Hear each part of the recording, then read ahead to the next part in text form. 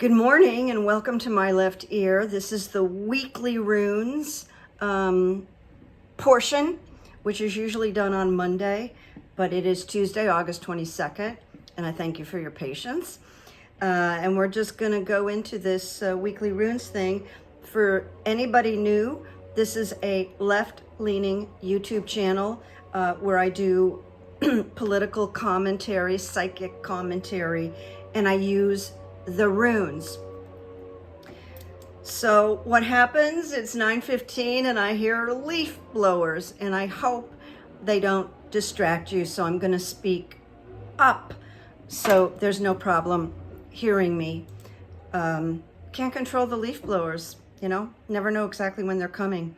Anyway, I am a change agent when I'm not here, meaning I do private sessions with people for runes readings, psychic coaching, and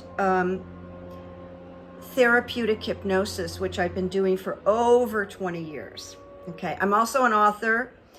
I've written The Comic's Daughter, and I'm finishing up a rewrite of Good Evidence, which I hope to get on Amazon, and I'm overdue with that, but I'm very close. So here we go with the weekly runes. This is the week of, would have started yesterday, August 21st to the 28th, 2023. So the first rune, I just ask this general question. What is the overall energy this week? What might we expect? Okay. So I got the rune of wholeness. I'm going to hold it up because I'm only doing three runes today. So that's wholeness. It very much looks like the rune of defense, but it's wholeness. So wholeness is really about us, okay? As I went through these runes, the wholeness is really about us. And then the rest of the reading is more about them, all right? Wholeness is good. It says, after traveling through the entire set of runes, we come to wholeness. And when it says through the entire set of runes, what I think of, what my left ear thinks of, is all the trauma that we've been through, all right, collectively. And wholeness is that which our nature requires. We are longing for wholeness. And it involves the impulse towards self-realization. And self-realization really for us in this reading is democracy working. That's our version of wholeness, all right? And the rune says it represents the wholeness to which we all belong and are connected. And I would say ideally we're not all connected. We should be, but we are not in this environment. So it does speak of basking in the glory of the sun's rays, which is very cleansing. And it really indicates to me that we're getting closer to wholeness, you and I and those who care about democracy. Through wholeness, a new, stronger, more solid and higher foundation is created. So this is good news. Slowly, painfully, a higher foundation is being created. So this rune is a rune of great power, making this life force available to us. And it can sort of refer to regeneration down to the cellular level. And what comes to mind, what comes to my left ear, is that when these, remember George Bush Jr. using the term evil doers? So, you know, it's eradicating the evil doers so the sun's rays can regenerate us, but it's on the way. See, it's happening. So it speaks of letting light into part of your life, our life, that has been shut away, which is all the worry and angst. It's like a harvest from fields that have been stored and now ready to carry through the dark winter's night. And we certainly have been going through the dark winter's night. And this YouTube channel is always not looking to lie to you, but find the reframe, find the light. You know, so underneath it all, that's what I'm always trying to do, but without misleading, you know, anybody. So it speaks of letting light into part of your life that has been shut away. It's like the harvest for the fields stored. And I underlined this, and ready to carry through the dark of winter's night. It advises us, vanquish any refusal to let right action flow through you and me. It is achievement. It has to do with celebration, and it is strongly aligned with the sun's energy. Now, I think the last piece of advice from this rune is practice the art of doing without doing. So we just focus our intentions. And you know, there is a theory about manifestation that you thank the movement, the gifts in advance. So we would say, thank you for bringing the sun's energy this week. Thank you. All right, so think about that. All right, now we're getting interesting, my friends. I picked the rune of disruption, which is not surprising this week, right? Because we've got this big thing happening in Fulton County, Georgia. So that's disruption. It has no reverse. It's always interesting when it comes up. But here's what I wrote down, okay, before I made this particular connection with numerology, which I'm going to share with you. I wrote a little note. Disruption is about the 19 defendants in the RICO case that have to show up and be formally arrested with their fingerprints, their mugshots, they're surrendering. And that's like a circus. It'll be like a circus. And already there was some, I don't know too much about it, so forgive me, but I saw pictures and videos of a part of Georgia trying to be infiltrated by people, but Georgia is ready, and this was not successful. So Georgia is ready, all right, for any dissidents to show up. But here's what's interesting. There are 19 individuals showing up before Friday. I think it's before Friday or by Friday to, you know, check in with that jail, which I hear is nasty. But disruption is the 19th rune. Isn't that interesting? I looked at it this morning and I went, whoa, 1919. So I'm very confident about what I'm talking about. And I wrote, this isn't the rune book. I wrote 19th rune represents the 19 RICO defendants, all right? No mistakes. It is a challenging rune. It represents disruption, like the tower, somewhat. It's about change, freedom, invention, and liberation. All of those are attributes. And so this is a huge deal, what Fani Willis is accomplishing. You know, RICO defendants, and she's pulling it off. Demanding that all these people, including Donald Trump, are accountable for this chaos and criminality. So the rune indicates a pressing need within the psyche to break free from constricting identification with the material world. These people need to break free with their focus on the material world because it's going to get them incarcerated. And the rune always operates in through reversal and challenge. So all these 19 people are super challenged right now, and their life is upside down. It's called the Great Awakener. It's called the Great Awakener. So the onset can be so great that it rips away the fabric of what they previously knew as their reality.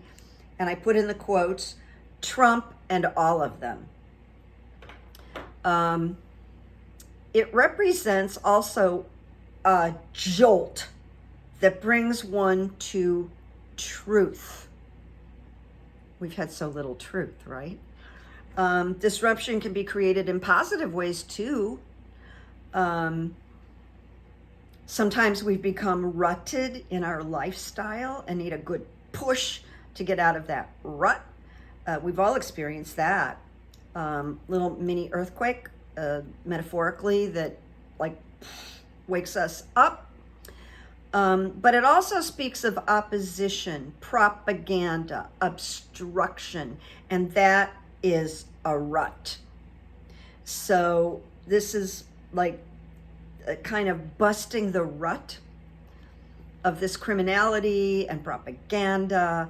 And there is a quote from the book, everything you have taken for granted is challenged. And I think that is meant for the defendants. Everything they've taken for granted is being challenged. To us, this is a gift. Then the last rune is journey reversed. Okay, so upright, that's a journey. It's like an R. And then reversed, that's what it looks like, okay? And it puts you on notice to be attentive to personal relationships. And what immediately came to my left ear are the people who are going to flip, who are going to make deals and talk and turn on Donald Trump. So at this time, ruptures may be likely more than reconciliations. Duh. I don't mean that DeSantis. I just mean, of course, more ruptures than reconciliations. So the requirements of their growth may totally disrupt what they had intended. All right, so we got disrupt again. Desired outcomes may elude them. However, what they regard as detours, inconveniences, disruptions, even failures, will actually be rerouting opportunities. And those rerouting opportunities speak of some healing for the Democratic disenfranchised. But the end of this fractured fairy tale is union and reunion as the abiding destination. And we have to be patient. I mean, I say this word a lot because it ain't going to happen overnight, but it is happening. And we had been waiting for a very long time for results and movement. And we are getting movement. So you know what? I pulled a clarifier because I like to do this with the weekly runes just to see what comes together. And I got a shock. So I pulled the rune, and you've heard me talk about this rune, stand still. And to me, this is the chilliest rune in the whole pack. Stand still. All right, let me explain. And you might remember some of this. This is a clarifier. So the stand still has to do with these defendants, not you and I, all right? And it warns, the winter of your spiritual life is upon you. Now, I don't think too many of these people have a spiritual life, or they wouldn't be in the situation they are, but you get the point. They are in a dark winter in the woods. You may find yourself entangled. They may find themselves entangled in a situation whose implications they are blind, and they are. They may feel powerless to do anything except submit. What are they going to do? They have to show up to Fulton County. They have to submit. They have to surrender some long cherished desire, which is to overthrow the government. Not going to work. Didn't work. So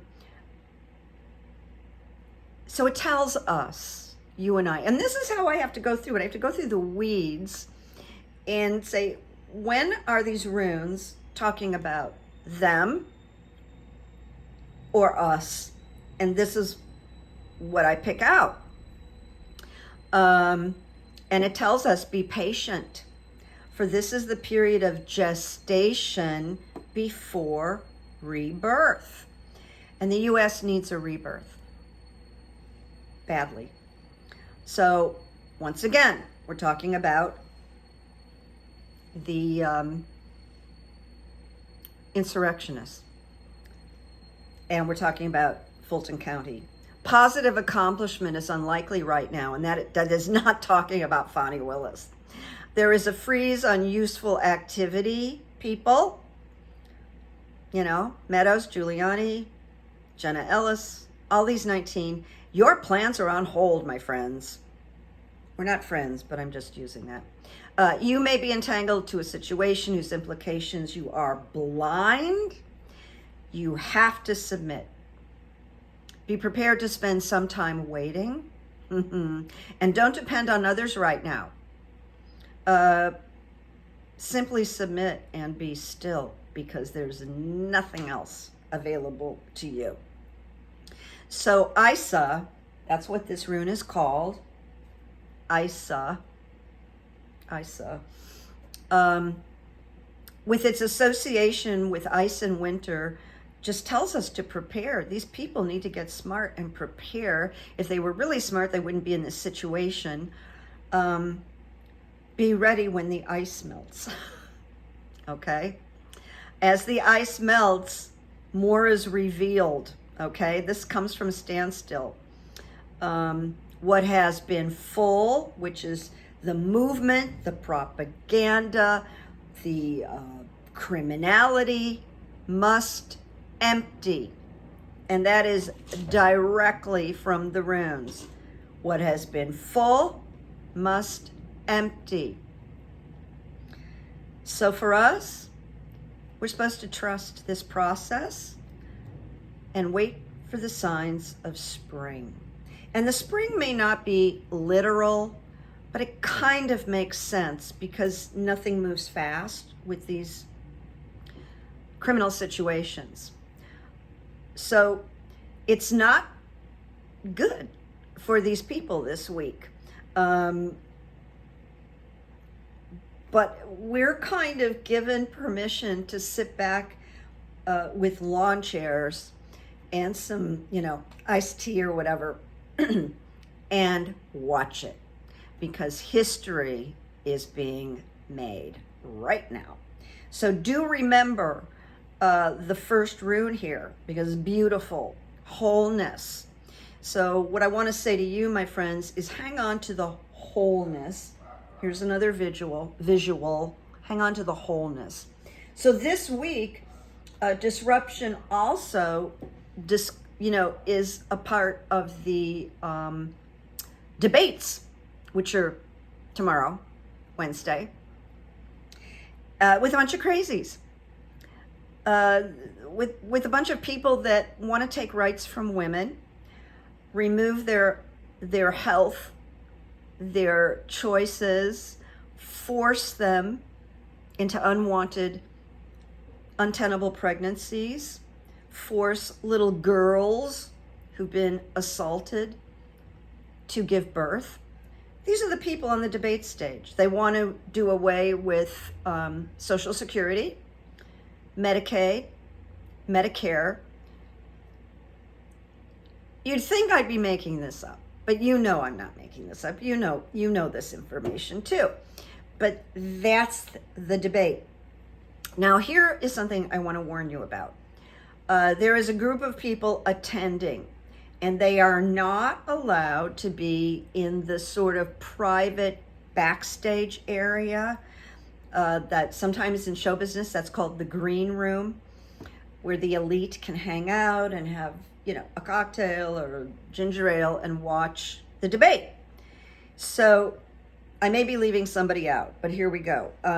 John Jr., his girlfriend, and I'm just losing her name, the one who looks like she's been put together by a Frankenstein surgeon.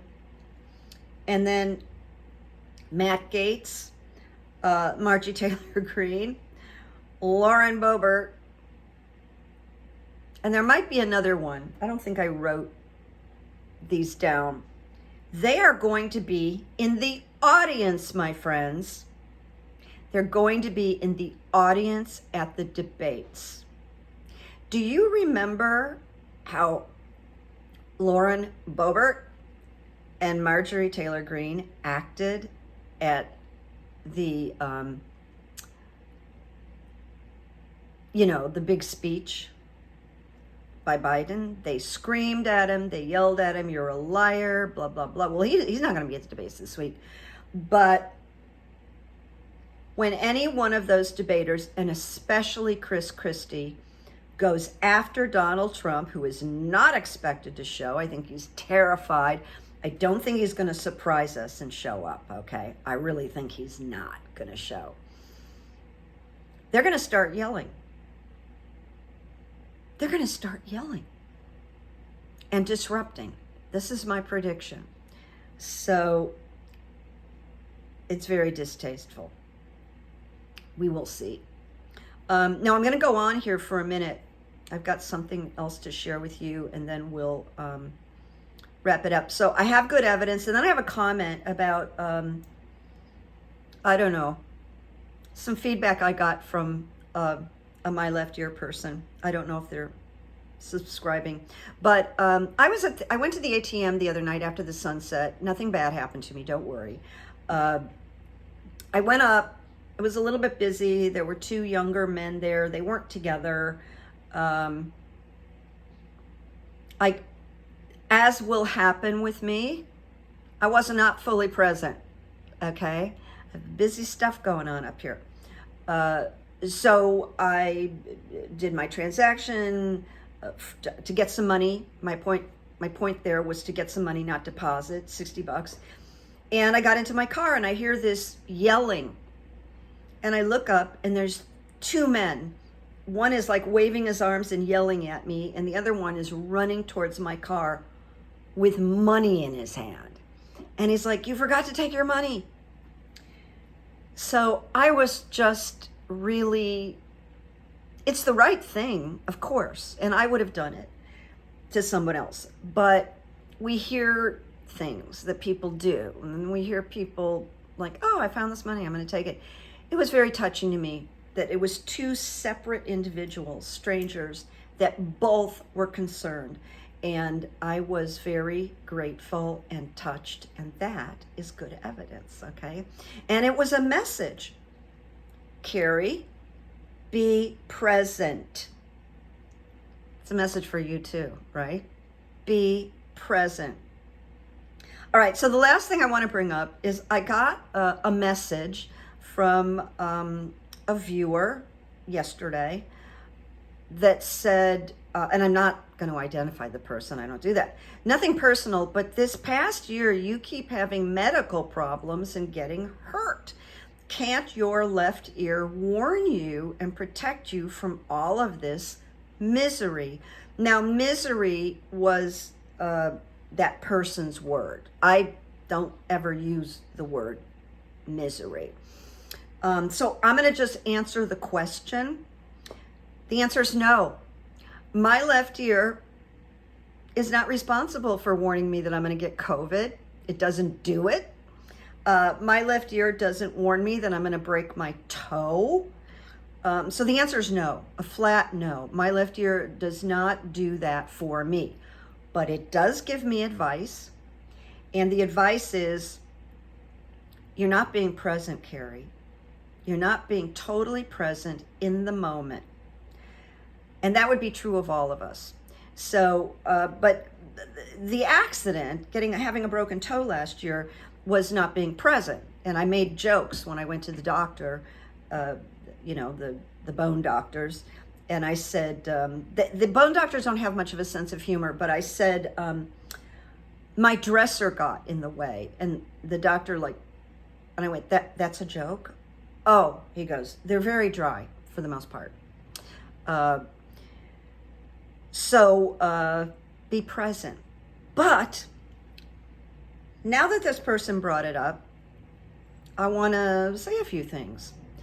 COVID is nobody's fault. I've had it twice. All right. It's very unfortunate. I haven't gotten pneumonia, and I only ended up in the hospital because I was low on fluids. I don't have high blood pressure. I should at my age, but I do not. I've never had pneumonia. I've never broken anything except my toe last year. First time. I've had no emergency surgeries, no appendectomies, no strokes, no heart attacks. But I'm going to tell you something really heavy, because this triggered me. I'm sorry, my friend, but this triggered me. It felt judgmental, and maybe it wasn't, because I don't know the person, so I have to be very careful. Maybe the person was actually concerned. I don't know, and I don't know the age or anything, so this is just a message that came. But if you want to talk about misery and illness, I don't have any best friends anymore. You'd think I would, right? I'm kind of fun to be around. I'm interesting. I'm intuitive. My friends get the benefit of my left ear. I just give it away. But here's the reason I really don't have any good friends anymore. My dearest friend from Chicago, who moved to California, and she died of rabid cancer. It started in her lungs and it spread throughout her body, her brain, her breasts. The day she died, she had bumps all over her body. And I was with her when she died. My friend, my dear friend that I talked about on Patreon last time, died of ALS, which is a really horrible disease where your brain works perfectly, but the rest of your body stops operating. All your muscles, and eventually your breathing stops. You can't swallow. It affects different people in different ways. With my friend, who was an opera singer, it affected her speech immediately. And I was at her bedside. And another dear, dear friend in the early days of HIV, he got it. I was with him throughout the illness, and I was with him when he died. So I can't talk about misery. I don't talk about misery. I have no misery. And if you knew my exact age, you'd be sort of like, are you kidding? You have so much energy, you have so much vitality. And that's what people say to me all the time. So I got a little defensive with this question. I hope it was of concern, but I'm going to go back to something that I've said on this YouTube channel before. If someone wants to ask me a critical question or be critical of me, it's always nice to pay a compliment or say thank you, because I know you do this and you're not paid. I get a little tiny bit of money from the advertising. a little tiny bit of money, but nobody pays me. I come on and I do this voluntarily. So it is a good idea generally in life. If you're going to criticize somebody, and we don't know if this was a criticism, but it didn't feel good. That's what I want you to know. Give them a little good news before you criticize or, butt up against some things. I really like what you're doing, but I have a question. It helps. It helps soften it. So this is some advice from someone who's been coaching for many, many years. I hope it's helpful. And I hope this clears up the question that the person asked me. If I've known and looked at many psychics and mediums, and everybody gets sick, everybody's life comes to an end at some point, and being psychic doesn't change that. So I say to you, I'm going to come back tomorrow with a Patreon, and then I'm going to wait till after the debates to discuss it. But I gave you a warning. Could be a circus. So we'll see. Anyway, I appreciate you all. I appreciate all your concerns, your compliments, and I try to answer everybody. I try to do that. Sometimes it takes a day or two. So anyway, make peace, make good memories, and watch the show this week. I mean, this is going to be a little nutty, okay? But we're good. Things are changing. Things are changing slowly. Keep the faith and make peace, make good memories. See you tomorrow. Bye-bye. Bye-bye.